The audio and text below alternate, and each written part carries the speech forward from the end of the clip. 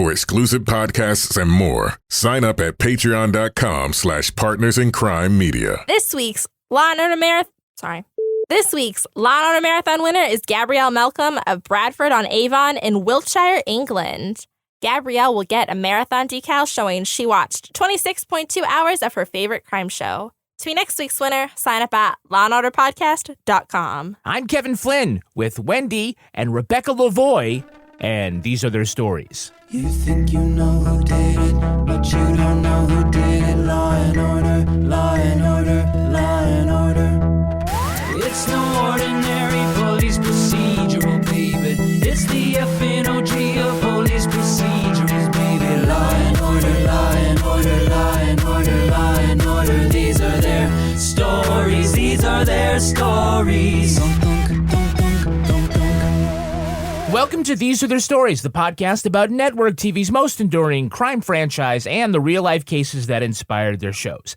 I'm Kevin Flynn. Each podcast will break down an episode from either Criminal Intent, SVU, or Original Recipe, and today we're looking at Special Victims Unit, Season 24, Episode 3, Mirror Effect. She's a victim, Rollins. Nobody's saying that she wasn't victimized. All I'm saying is he's claiming he's a victim too. This is going to come down to a popularity contest just to get a jury to convict. Joining me to do just that is true crime author and the host of Crime Writers On and Netflix's You Can't Make This Up podcasts, Rebecca Lavoie. Hello, Rebecca. Hello, Kevin. And rounding out our panel is our special guest from the Fruitloops Serial Killer podcast. It's Wendy. Hello, Wendy. Hello, everybody. So good to be here. Nice to meet you. It's great to always have a guest who's like Cher, just one name. So awesome. Well, yeah, you're welcome.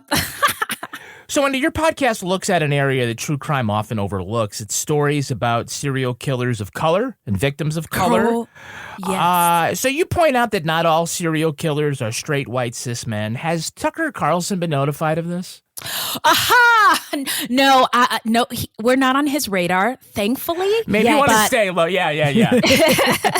But he could stand to maybe listen to an episode or two. He might learn a thing. That's right. Or two. That's right. Or 3 or 4 or 5. Yeah. So I mean this like with all sincerity because we say that we think all the serial killers are white. Not we. I don't think that. Well, as a white guy, I'm assuming they're all like me. Of course, right? Yeah. So if you're talking about the default, if you're talking about serial killers of color, is the list long enough to keep your podcast going? Oh, such a good question, and one that we get so often. We've been doing this for like 5 years. Oh, we have great. 200 episodes, and the list continues to grow. The truth is that terrible people who do terrible things come in all shapes, sizes, colors, abilities, all the things. That's right. Welcome to the promised land of shithood. Yes. And welcome to the bias that the FBI Behavioral Analysis Unit gave you because they were all white. Exactly. They should have hired me the whole time. Exactly. I could have, exactly. 100%. So, Wendy, of all the franchises, which two cops are your favorite detective team? Favorite Law and Order detective team. Oh my gosh. My favorite of all time are Bobby and Eames. Mostly Eames because I'm a Mighty Ducks fan.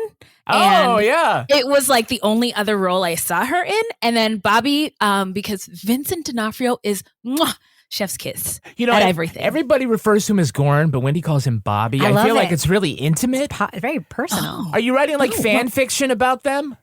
No, just masturbating to him. Oh, there you go. It's all good.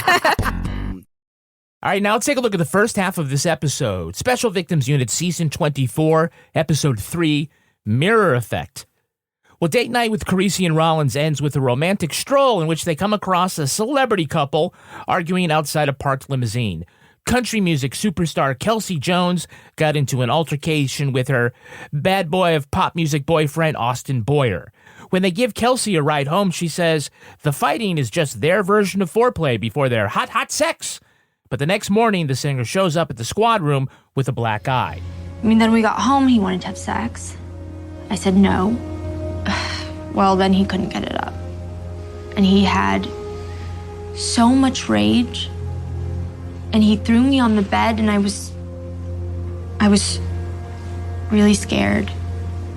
And then he passed out. Austin tells Velasco and Muncie that Kelsey was the aggressor, and Carisi worries if this goes to trial, it'll just be a he said, she said. And as soon as Kelsey's mom, Lila, shows up, the celebrity couple announces their engagement. Austin tells Benson he's getting sober and wants the DA to drop the charges. But later that night, the police arrest Austin and Lila after a physical altercation. And that's when Kelsey says that she was raped by Austin. Well, there's a lot of Amanda drama, and we will cover all of it later, but the real action begins when she and Carisi are out walking home from a date, and they find a limo pulled over, and Kelsey throwing a champagne bottle. He ripped your dress. Oh, yeah, he got a little drunk. Is there somebody that we can call for you? I can call an Uber. Why don't you let us give you a ride? And I'm thinking, you have a car? All this time? In New York? What? Wait, how far away from the restaurant did you park? Well, how far? Yeah. I mean, do Carisi and Rollins live together? I don't think they do. At this, this really? moment? Do you think he lives with her in that tiny ass apartment? I thought he did. Maybe he does. I don't know. I don't want to spoil it, but like 6 episodes later, they get married. So I'm assuming then they move in, but... I would like to think that maybe they could get a bigger apartment at some point. That apartment is so I know. small. Just think of it. It'd be Rollins, Carisi, Jesse, Billy, and the monster in the closet. Where's everybody going to be? Oh my God, where are they going to go? my whole setup just fell. Speaking of cars, big controversy in the squad room. Finn says Muncie left a bag of greasy tacos in his car. Your little rescue left this in my car. Oh, Muncie? She's a millennial. They're all entitled. Well, she should feel entitled to getting my car detailed and filling it up with gas. You're the sergeant, Finn. Straighten her out. Me? Was she going through the drive-thru in your car, Finn? Weren't you there when she ate them? Did you just give her the keys and say, come back tomorrow with it and don't get any shreds of lettuce on the floor? That part had some holes in it, that right? plot. Absolutely. I don't know. I thought it was a pool car. I thought it was a squad car, like a pool car. Well, then why would he say Muncie's got to get my car detailed? Right, because it's not really his car. So what's the big deal? The motor pool is where they take the 5 cops that actually get busted for brutality and stick them. So, like, you can either work in the evidence department or you can, like, just start changing the oil in all these cruisers. They're not going to detail his car for I him. thought it was a cop car. Not they don't do squad cars. They're detectives, right? They have Yeah. So I thought it was his car that he uses and that she had used it. But you know him, he getting like a spot of anything on his sneakers. Yeah. You know that even when he uses the work he car, freaks it has out. to be perfect, Yeah. right? Yeah. He Okay. orders Uber Okay. Black. You know he does. By the way, why does no one in SVU drive an SUV? Whoa! Oh my God! Like, that would be oh perfect. My God! It's the SVU SUV. Coming in now. You're telling the truth here. Oh my gosh! Why has nobody asked this question? This is why this is the importance of this podcast. This is seriously this is mind blown. Journalism. That's some real conversation for you, right? Okay. This is our Peabody winning episode Yeah. right here. Oh boy! Connie Walker and us. So you know that when someone walks into SVU wearing sunglasses, you know what that means. It can be a big reveal. Ta-da! And she has a black eye, and then the next day, no black eye. Makeup. No. Why? We know it's not makeup because she's crying and she's wiping away her tears. The makeup would have gone. But she also had kind of a smile, like one of those. Like, have you ever seen a husband after he kills his wife and he gets interviewed? Yeah, all the and time. He's got that side smile. That's what she had. I don't know, but that's what I read, and I thought it was kind of. I didn't buy it, but you're right. The next day there was no black eye. So, what happened to it? Maybe she heals like Wolverine. Oh, okay. But even though she's wearing sunglasses, Muncie recognizes Kelsey when she walks in. What the hell is Kelsey Jones doing here? And Velasco says, You listen to that crap? and Muncie says, She sang the national anthem at the Jets game. she sang the national anthem at the Jets game. And I say, you watch that crap? The Jets? Wait a minute. You're a baseball guy, right? Baseball, football. anything where we do okay in Boston. So I guess hockey and basketball. How are you too, doing yeah. right now in Boston with those sports, my friend? Well, Bruins and Celtics, it was a good year. I don't know sports at all. I actually hate sports.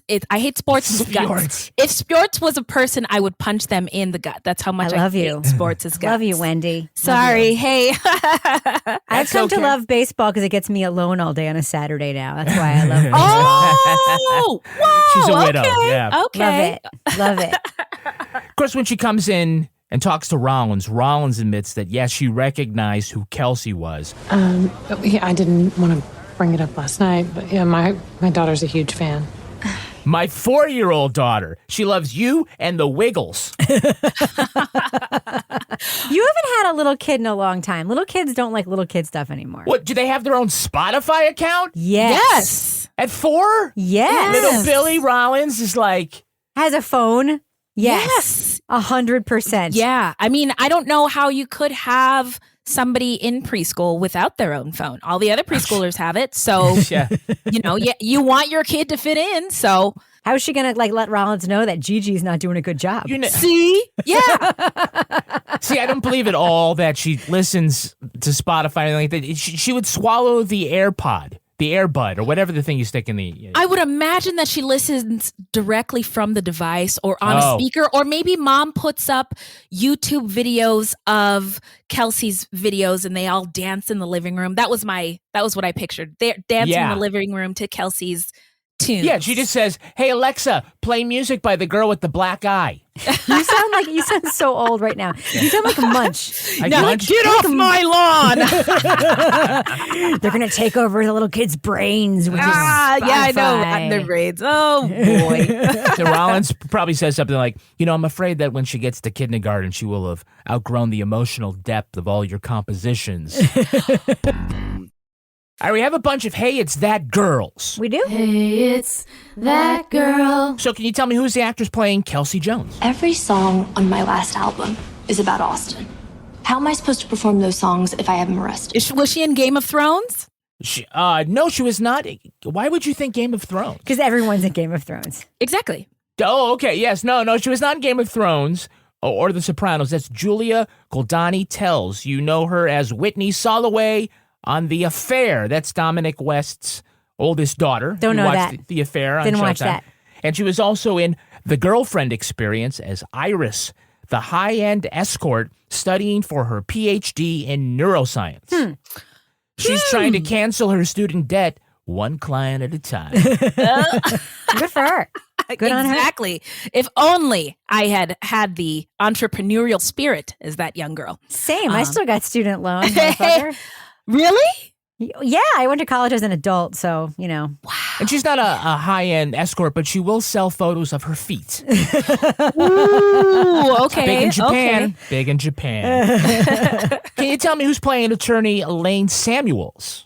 No, but I loved her wig. She was well wigged in the show, and strong wig energy. Her suits were on point. Super strong wig energy. I'm always on the lookout for a good wig and good wig placement, but I can't tell you what I know her from. That's Frances Turner. My client isn't a flight risk. He's a highly recognizable public figure who couldn't hide if he tries and only wants to prove his innocent. 5 Law & Order franchise appearances for as Elaine Samuels here. She's best known as Dr. Lynn Malvo on NBC's New Amsterdam, Belle Mallory in The Man in the High Castle, and as Monique, Mother Milk's ex-wife on Prime's The Boys. Okay, we watched The Boys, but I don't remember that. And the other 2 shows I've never seen. I just feel like they're not for me. Oh. Right?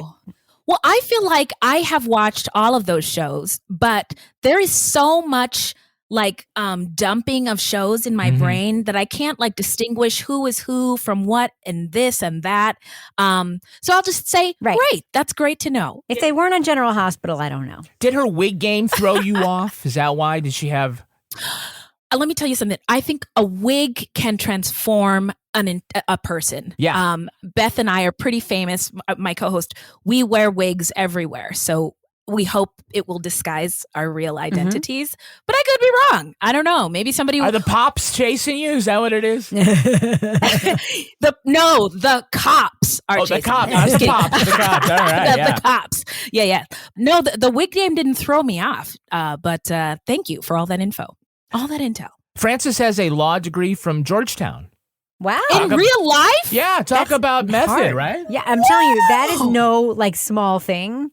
No, it's a very difficult smarty law pants. school to get into and a very good law school. Can you imagine the audition? It was like, hi, I'm a real lawyer. Now, one of these bullshit lawyers, if you don't hire me, I'm going to sue your ass. Thank you.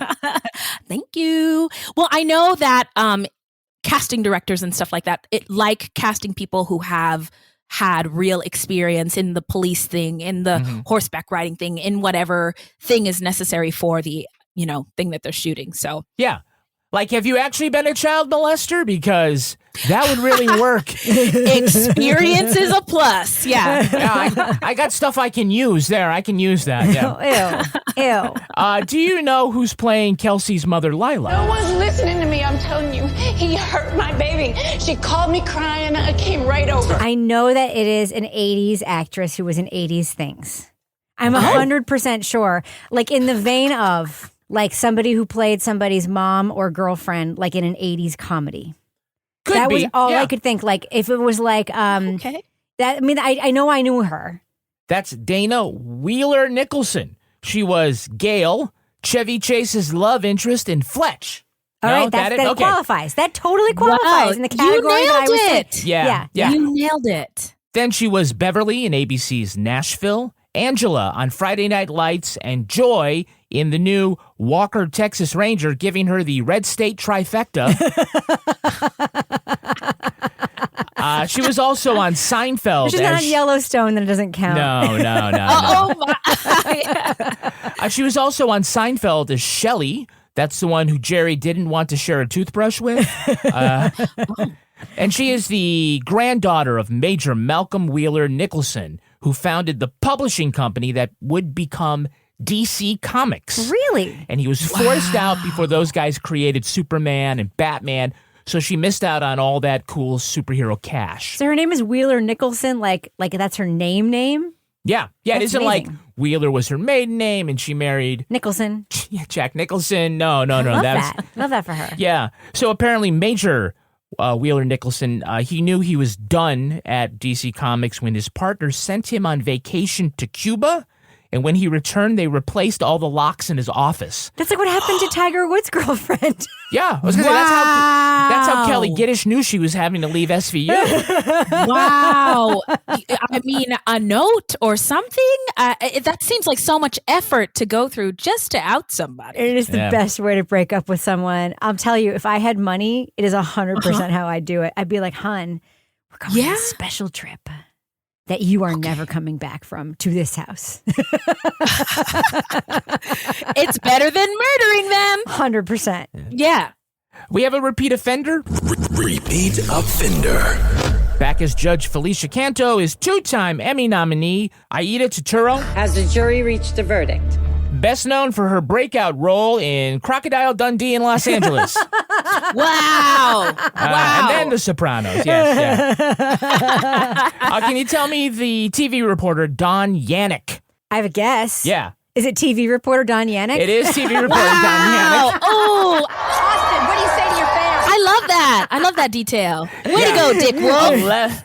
11 Law & Order appearances, 2 as reporter, 1 as TV reporter, 1 as reporter number 1, 1 time as reporter number 3, and 4 times as reporter number 2. Is he from New York 1 or something? And 1 time as Don Yannick, but she got tired of giving all those numbers. She's a former editor at large for Life and Style Weekly magazine. Okay. Known mostly for its steady stream of Heidi Klum underboob photos. Wow. Wonderful. Useful for the world. Also, I just had an idea. Don Lemon could start being a news person on the Law & Order cinematic universe. Don't you think? Yes. He could. New York, and then news person. And then he could start sending anonymous text to people telling them that he's like someone's out for them. See? Yeah. And they had I'd say though he's probably past his prime. Ooh, zing. And if you know that. Yes. Zing. Yeah.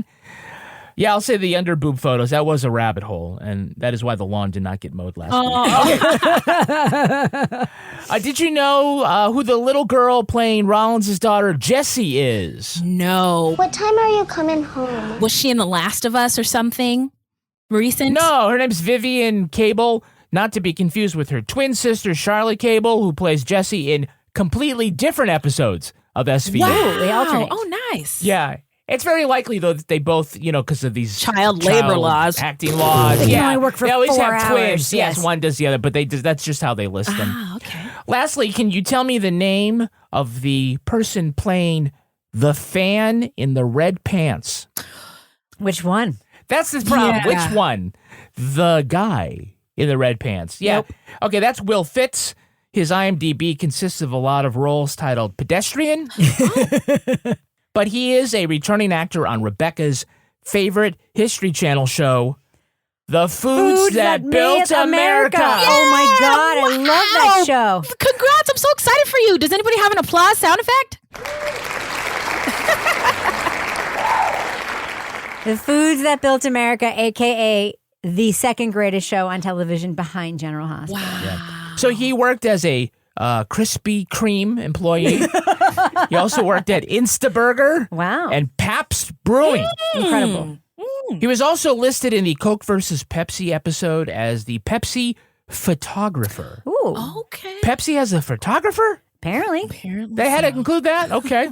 He also got a role in the spin-off show The Booze, Bets, and Sex That Built America. Wow. This guy he's going places. I mean, he's got range, right? He stays working, and that's what you love to see with actors. Apparently, once you're in at the History Channel, you're in. Yeah. It's like being a tenured professor. On the series, he played Hugh Hefner. Hugh Hefner's office assistant.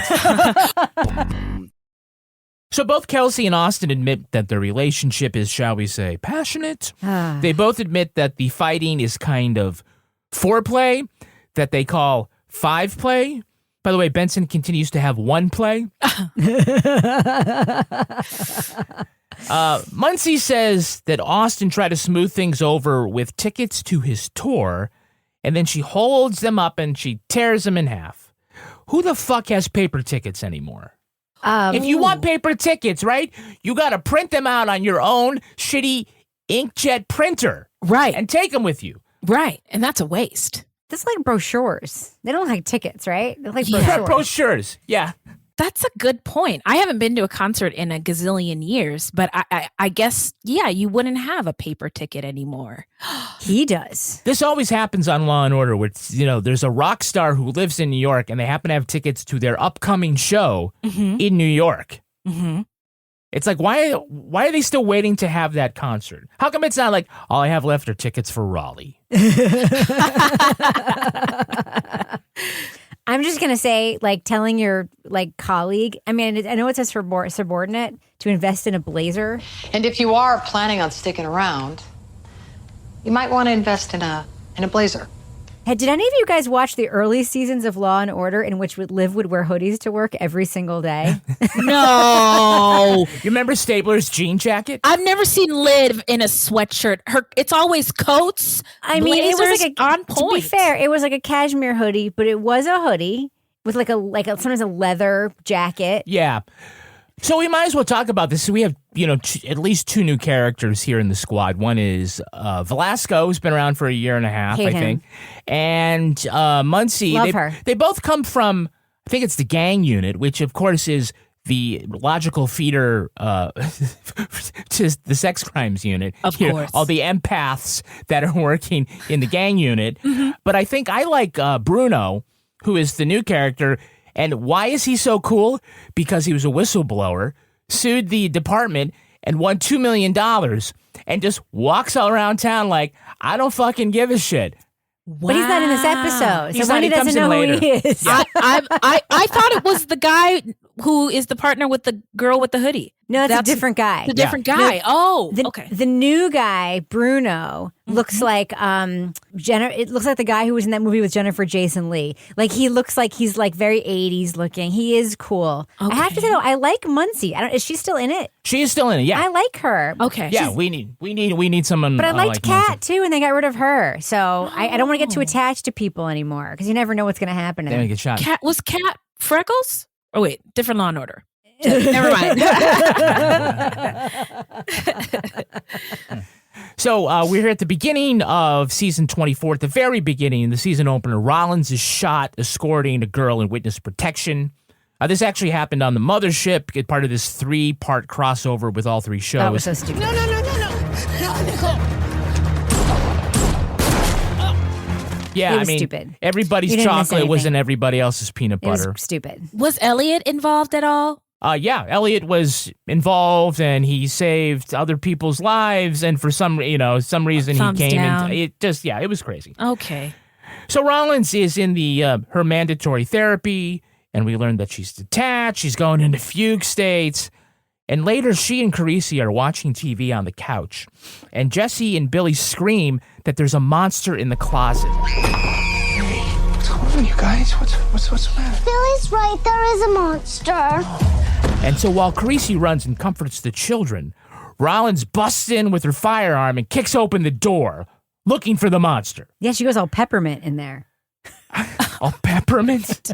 Peppermint Patty?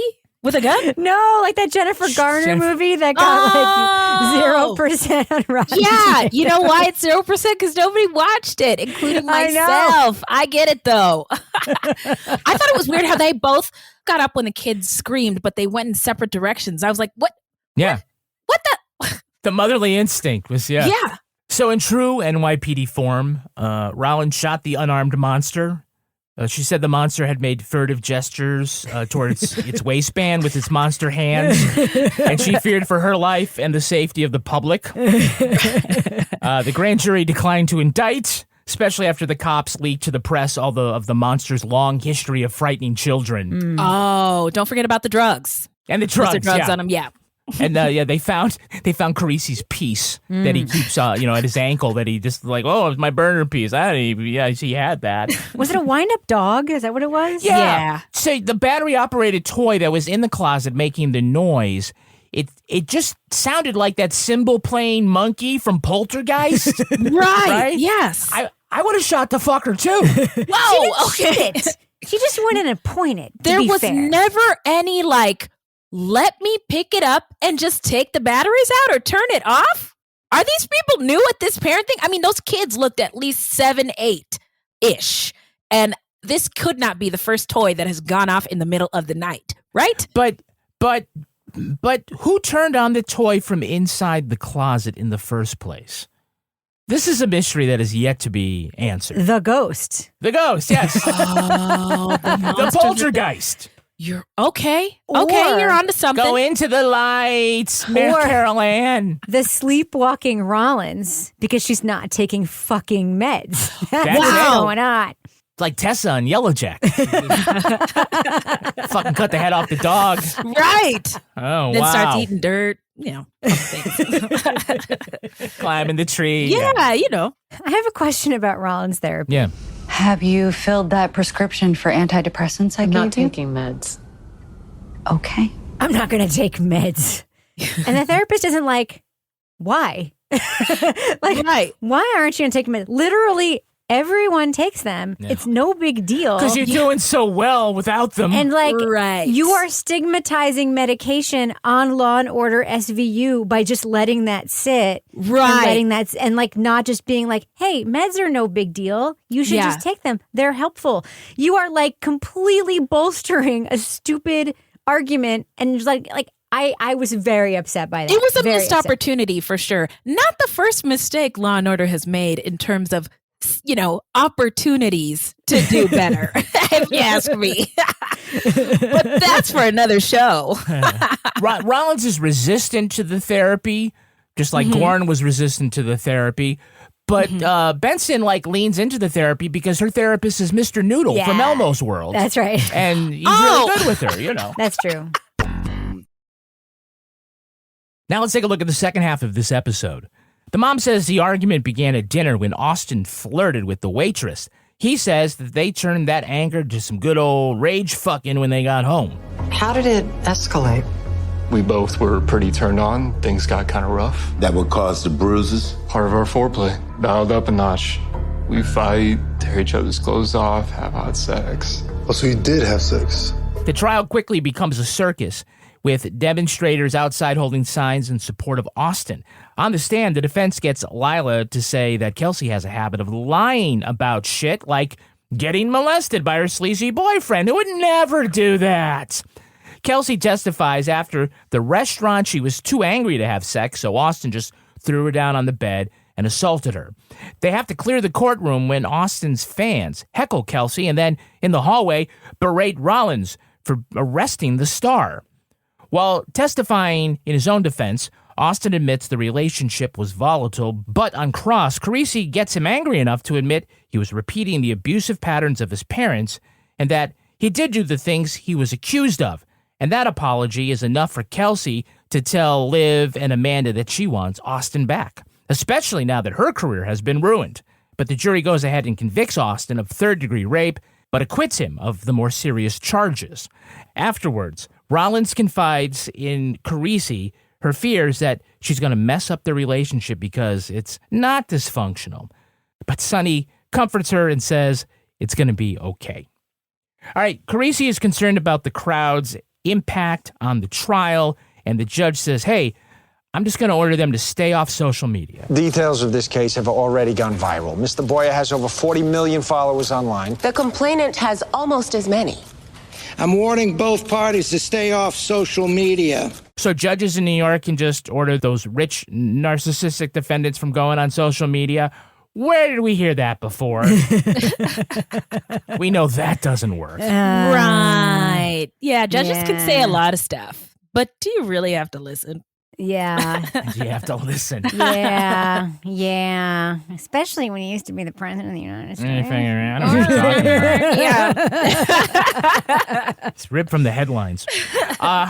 Amanda is still working through her shit, and she said she just wants to stay at Carisi's office while he preps for trial. So it's going to be late, prepping for trial. And I don't want to be alone right now. of course. But I'm going to bore the hell out of you within a half hour.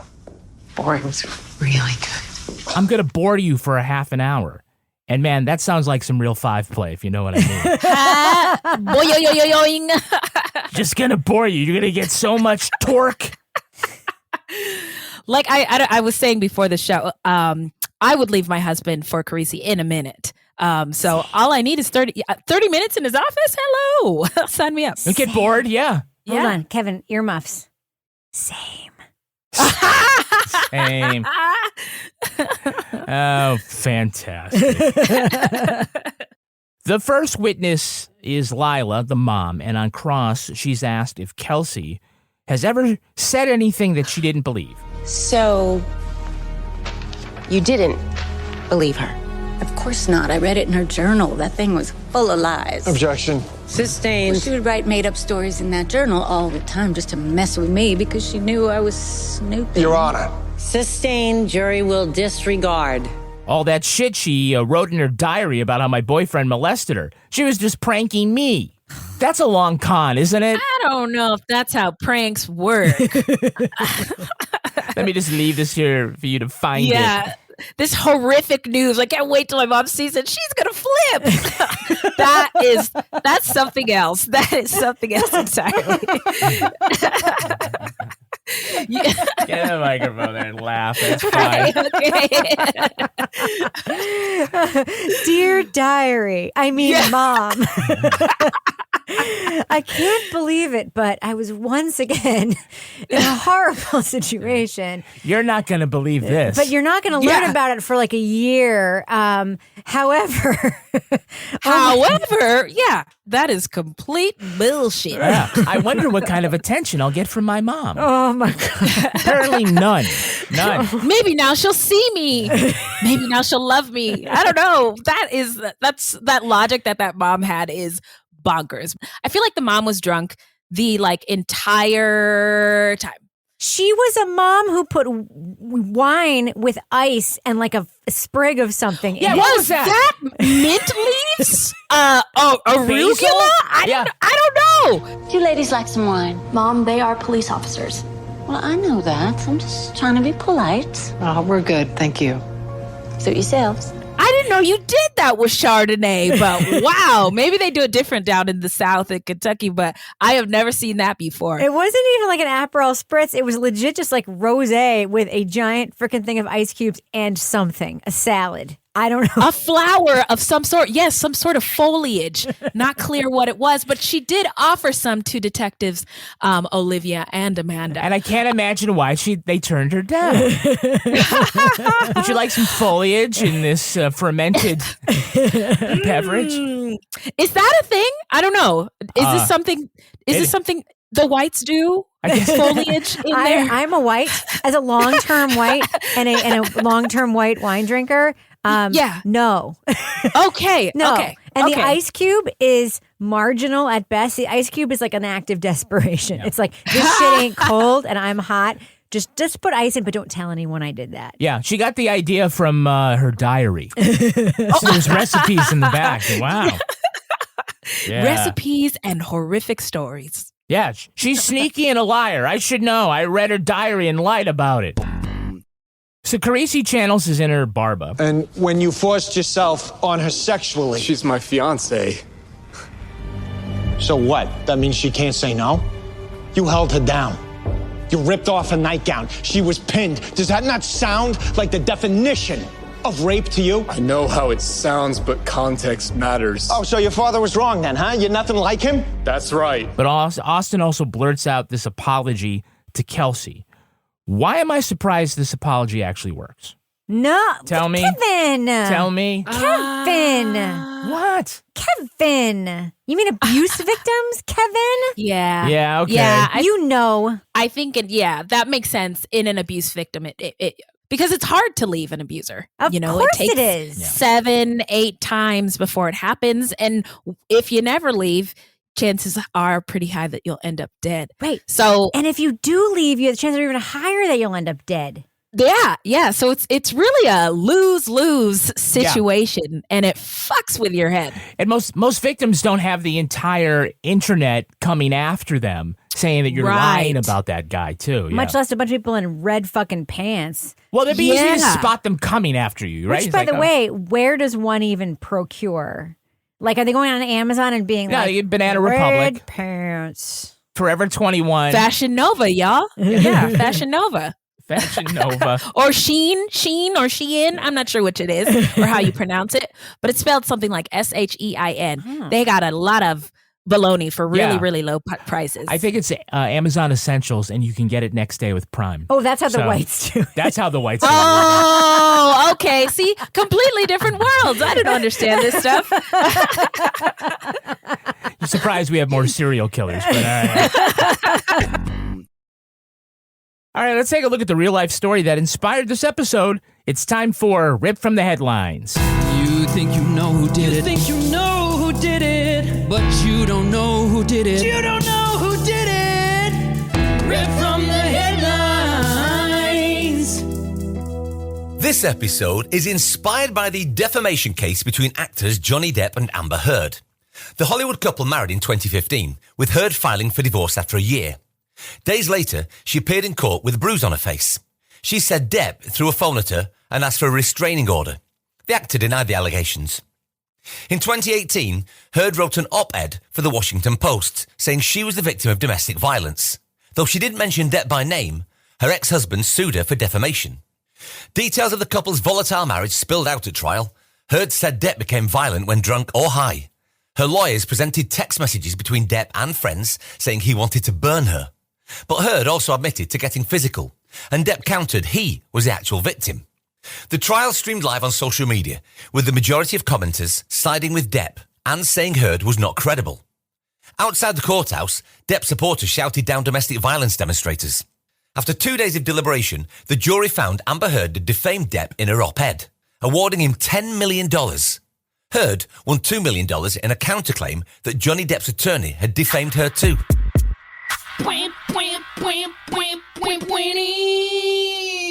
So recently, E. Jean Carroll won a suit against Donald Trump. The jury believed Megan Thee Stallion over Tory Lanez in her shooting. And dare I say, Gwyneth Paltrow won her downhill ski mugging case. But, look, is this evidence that juries are finally, again, believing women's stories, or are they just deciding which client is more likable? I think they're deciding what client is more likable. Yeah. I think that's how it goes in civil and criminal cases. I've been in the courtroom numerous times, and that always seems to be the outcome. The person who's the most likable and the most credible comes out on top. Oh, completely. And also, by the way, I was listening to Cy talking. Yeah. And I was like, most people on social media sided with Depp. And I was like, no, 10 million paid bots sided with Johnny Depp. Ooh. If you have ever tweeted anything or looked at any tweets about the Johnny Depp Amber Heard case, you suddenly get added by like 20 things that are not fucking real people. Oh, I didn't know that. Oh my God. It is bananas. And there's tons of articles about it, but there's a paid social media campaign that is pro-Depp. That is why it appears as though the internet is on Johnny Depp's side. It is bananas. Yeah, Vincent D'Onofrio did the same thing. What are you talking about? Get out of here. I will not tolerate the slander on Vincent. I forgot totally all about the Amber Heard case, and I was scratching my head wondering what this episode was based on. So thank you. What's that nice man in the background? What's his name? Cy Who was Frater. reading? Hi, Cy. Thank you. So one other thing I want to point out is that there was a whole thing in the trial where Johnny Depp accused Amber Heard of hitting him, and she admitted that in the height of. So there's a thing called DARVO, which is a complete thing in a pattern of abusive relationships where is that an acronym or something? Yes, it stands for deny, attack, reverse, victim, offender. And it's where the person who is the abuser denies it, attacks the victim, and basically becomes the reverse victim and says, but they attacked me too. And then they make the victim into the offender and they become the offender in that way again. So basically they are saying, because by the way, in a violent relationship, somebody who is the victim of violence, yes, will also become a violent person defending themselves and also become part of the cycle of violence. It does not mean that the violent perpetrator is not the violent perpetrator. It is a well-known pattern of abusers. Well, it is important to note that there was a similar but unrelated lawsuit that Depp filed against the British Sun newspaper. It asked in a headline, how could wife-beater Johnny Depp, how could he be cast in the Fantastic Beasts movie? And he was later dumped from the films. Now, the judge there found that Heard's allegations were, quote, substantially true. So it could not have been libelous because they were true. Yeah. So is the difference in those cases, do you think it's the legal systems or that one responded as a newspaper and the other is a woman? Tell me what you think, Rebecca, because if we're talking about Amber Heard, it's not, that didn't happen in the United States. All of Amber Heard's abuse allegations are incredibly substantiated. They are all documented. They're all substantiated. And anybody who doesn't agree with me is just not looking Can at eat the a bag evidence. of dicks. Yeah, they're all incredibly well substantiated. That judge was looking at the evidence of her substantiated stuff. The American legal system, Johnny Depp sued Amber Heard in a state that was friendly to him. Right. That is why the verdict came out the way it did, because the way the law works in that state favored the sort of he said, she said thing. Right. She also won, by the way. He won and she won. It was a weird verdict thing. Yes. Yeah. Well, among the viral moments at that trial was an exchange with an expert witness over muffins. What? You remember this? Okay. Dr. Shannon Curry did a psych evaluation of Heard for Depp's team and was asked by her attorneys why her husband brought muffins to this appointment. So they were trying to prove that Dr. Curry was overly excited to be involved in a celebrity case, and it was proven by providing the subject with baked goods. Because she forgot to bring the muffins herself, so her husband rushed to the store and brought over a box of muffins, and people went crazy. And I'm wondering if we're really focusing on the important things. Wow. I don't even know what to make of any of that. Yeah. It sounds like a bunch of stuff that doesn't matter. Also, you brought up you said Tory Lanez. It's Tory Lanez. Fuck me. And Megan Thee White Stallion. guy. So Amber Heard has reportedly quit Hollywood. She's in Aquaman and the Lost Kingdom. That's coming up. That's in post-production. Amber was last seen living in Spain. She is fluent in Spanish. Unlike Hilaria Baldwin, who likes to pretend she can't pronounce cucumber. Cucumber. How do you say? Yeah, remember, she's from Boston, so it's cucumber. That's going to do it for us. We want to thank our special guest, Wendy. Wendy, where can our listeners follow you online? Oh, my goodness. We are at Fruitloops Pod across all social media. Get at us and listen to our show, Fruit Loops, Serial Killers of Color, wherever you get your podcasts, including this one. And Rebecca Lavoie, how can our listeners follow you online? At Fruit Loops Pod, because that sounds amazing. You can actually find me at Reb Lavoie, but I'm following you right now, Wendy. Oh, thank you. And you can track me on Twitter at Kevin P. Flynn. You can also tweet to us at Law & Order Pod or follow us on Instagram at These Are Their Stories Podcast. Our newsreader was Cy Frater. Our theme music was composed and performed by Uncanny Valleys. Content assistance from Travis Roy. Lily Flynn handles promotions. All clips in this podcast were used in compliance with the U.S. Copyrights Act fair use exemption for criticism and commentary. Go to lawandorderpodcast.com and sign up for our newsletter for a chance to be our next Law & Order Marathon winner. These Are Their Stories was recorded in the Treehouse Yoga Studio above the Mockingbird Cafe in Bay St. Louis, Mississippi studio and is a production of Partners in Crime Media.